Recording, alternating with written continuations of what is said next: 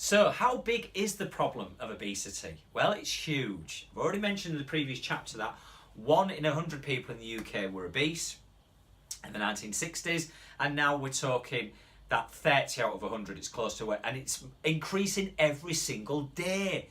And yet, what else? How big else is the problem of obesity? Well, it's not just about when you're overweight and you're eating the wrong types of food. It's not just about the implications about putting on weight. You've got the health implications.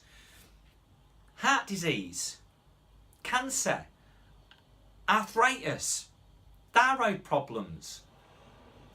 Of course, you've got type 2 diabetes, where it's well over 90% of type 2 diabetics are obese or overweight. And they're still arguing about the correlation between it. Seriously?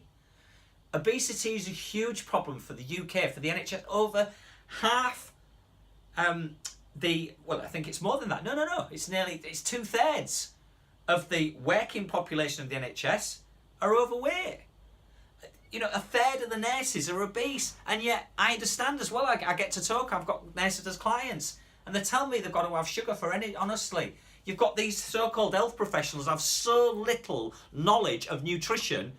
It's beyond a joke. Honestly, historians would look back at this and think, well, why is it that when Hippocrates, which all doctors signed the Hippocratic Oath, above all else do no harm, why is it that doctors, for instance, are not trained properly in nutrition?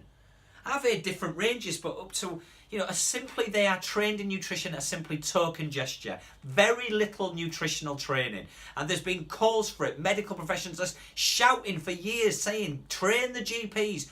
My view of the way I look at health and how to help save the health service is that we have to work in partnership. So when we have to take responsibility for our health, when you go to see your GP and you're complaining of anything, the first thing I think they should ask is, where does it hurt, obviously. But the next thing is to say, right, okay, there's a food diary. Come and see me next week. I want every single thing that you've eaten and drink, and then, for the next week. And also, we'll put an activity sheet in there, anything we've done. But mostly it's the diet we're looking at. Then we can start to assess it.